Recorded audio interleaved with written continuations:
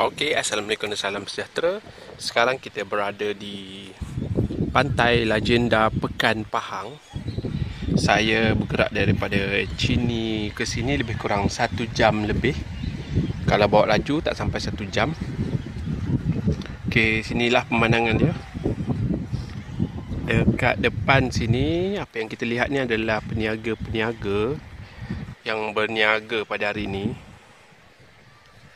Tapi sebab hari ni hari cuti walaupun Isnin, so orang ramai lah. Kalau tidak, sebenarnya hari Ahad saja yang orang ramai. Okey, kejap lagi kita nak masak dulu kat situ. Okey, Adam dengan Aidil main pasir kat sini sebab cuaca masih lagi panas kat sana. So tunggu teduh nanti baru boleh main pasir lah. Kita main pasir kat sini dulu.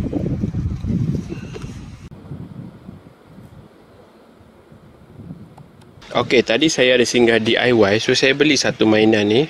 Dalam kotak ni harga dia lebih kurang RM10 lebih. So ni dia punya kemah dia dalam ni lah. Bila kita buka dan kita kena pasang dulu dalam dia ni. Kejap lagi dah siap pasang, saya tunjukkan video dia.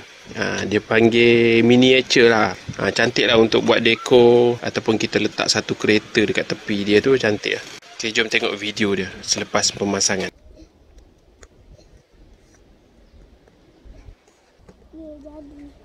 Adam nak adik punya ni.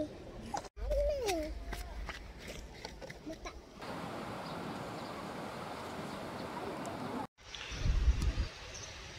Okey, sekarang pukul 3.40.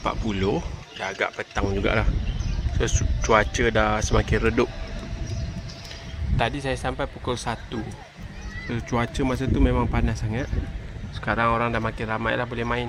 Alhamdulillah hari ni tak hujan.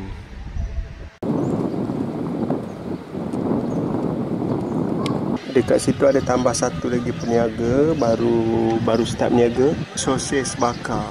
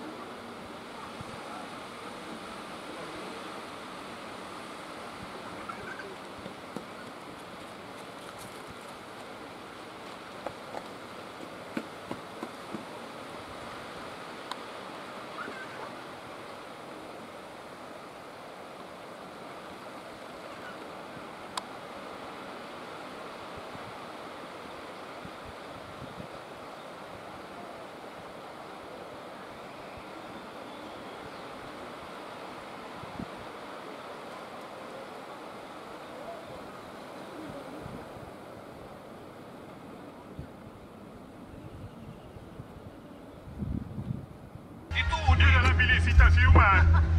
Semua orang, mudilah. Mudi. Kita akan keluar dari sini, Bas. Ini saya. Dan saya.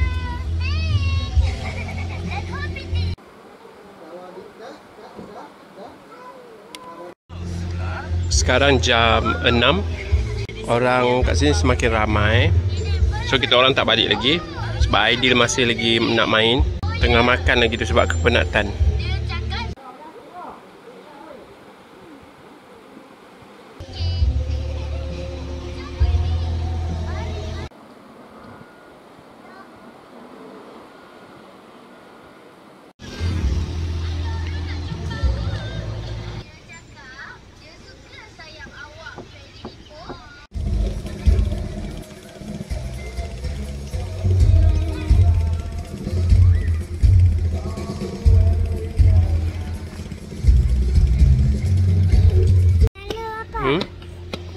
Okey, kita susun ni.